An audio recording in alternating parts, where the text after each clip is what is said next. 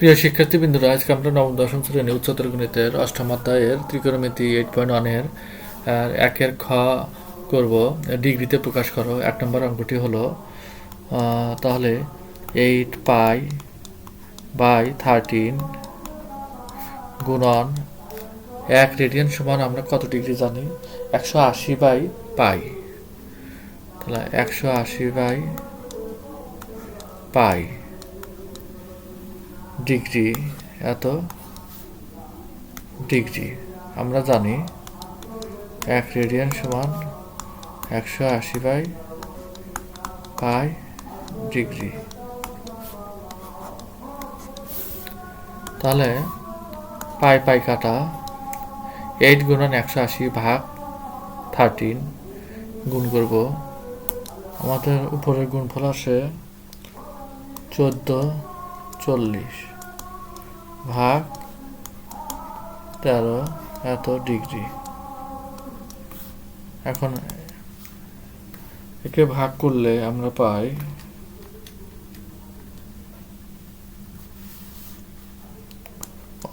110.769238। আমি পুরো সংখ্যাটা লিখলাম এত ডিগ্রি। আমরা যে সংখ্যাটি পেয়েছি সেই সংখ্যাটিকে আমরা ডিগ্রি, মিনিট, সেকেন্ড হিসেবে ব্যবহার করব ক্যালকুলেটরের সাহায্যে। তাহলে এখানে আমরা সংখ্যাটি দেখতে পাচ্ছি। তাহলে আমরা এই ক্যালকুলেটর ইএনজির উপরে যে ডাবল কোমা অপশন আছে, এই অপশনটাকে আমরা একবারে চাপ দিব। চাপ দিলে আমরা দেখতে পাচ্ছি 110 ডিগ্রি 46 মিনিট 9.23। আমরা 46কে মিনিট ধরব এবং 9.23 সেকেন্ড ধরতে পারি। অথবা যদি পয়েন্টের পর 1 ঘর নিই 2, সেটা 2 সেকেন্ড ধরতে পারি। তাহলে আমরা ক্যালকুলেটর সাহায্যে কীভাবে সহজেই ডিগ্রি, মিনিট এবং সেকেন্ড বের করা যায় তা আমরা এইভাবে শিখব। এখন আমরা খাতা কলমে করব কিভাবে ডিগ্রি, মিনিট, সেকেন্ড বের করা হয়। আমাদের প্রথমত কাজ করতে হবে যে দশমিকের পরের যে সংখ্যাটা থাকবে, এই দশমিকের পরের সংখ্যাটা থাকবে, এই সংখ্যার সাথে আমরা 60 গুণ করব। তাহলে লিখব 110 ডিগ্রি ব্র্যাকেট 0.7692308 গুণন 60 এত মিনিট লিখব।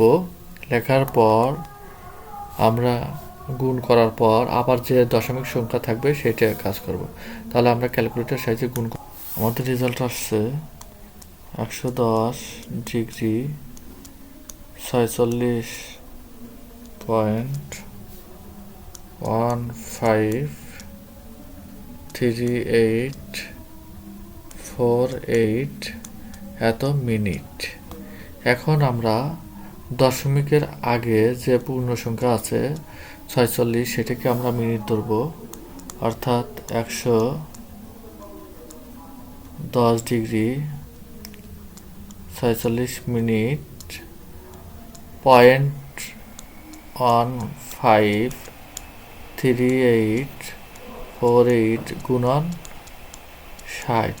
এখন আমরা ধরব এটা সেকেন্ড।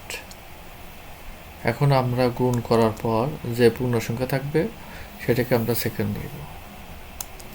আমাদের রেজাল্ট আসছে 110 ডিগ্রি 46 মিনিট 9.23।